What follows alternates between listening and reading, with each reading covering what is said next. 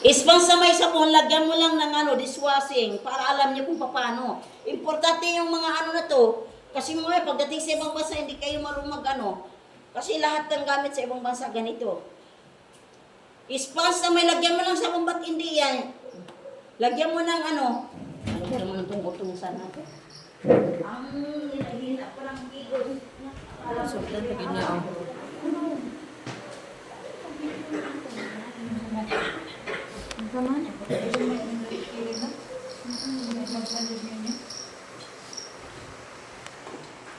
Okay. Pag nag-ano na kayo, pag nasa ibang bansa na kayo, dito nyo malalaman kung okay na siya. Ha? Kailangan, ganunin nyo ng sabon. Ayan o. Ayan. Kailangan bulang-bulang sabon yan. Number 1 yan. Pag gumagano yung sabon, bula ng sabon, ibig sabihin ay, ano pa yan, singaw. May singaw. Pag wala na, ibig sabihin okay na. Malalaman niyo kapag singaw, dito yung tingnan. Pag gumagano yan na, ibig sabihin ay singaw. At saka ayusin niyo ha pag bago niyo buksan ulit, kung sumingaw man siya, may sarado niyo ulit and then buksan niyo ulit ha. Buksan niyo ulit, iayos niyo ulit pag lagay ha. Okay. Yan o. Ganun lang yan o. Kasi number 1 ito. Kasi ilang beses ako nag-abot, ako ang nagpapalit nito. Okay, tingnan nyo lang ha. Mabuti, ganyan lang ha. Ha? O. Yan.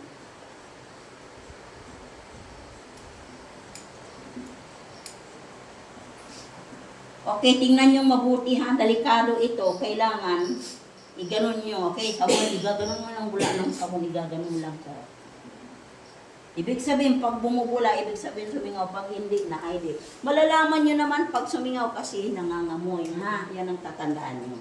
Ito yung importante yung gawin natin kasi tayo ang magpapalit ng gas cylinder. Hindi yung si Baba, hindi yung anak, ikaw. Okay, pagkatapos nyo magluto, anong gagawin nyo? Isarado, i-off, delikado. At saka bantayan nyo kung may mga alaga kayo, palagi nyo bantayan, baka mamaya biglang magbukas. Alam nyo mga bata doon ay sa likod. Ito yung babantayan nyo palagi. Okay? Pag magluto na ba kayo dito, alam nyo pang gagamitin na ito. Baka mamaya sabihin yung alam nyo tapos hindi nyo man pala alam. Sure ba kayong alam nyo nang gagamitin ito? Huwag kayong mag-oo. Once na sinasabi nyong oo, alam nyo. Hindi yung po pwedeng alam nyo tapos hindi nyo naman pala alam. Ha? Once na magsabi kayong oo, ibig sabihin, pag nagsabi kayo, once na nagsabi kayong yes o, ibig sabihin ay alam nyo. Hindi yung pwedeng oo lang ng oo, hindi nyo pala alam. Ha? Tandaan nyo.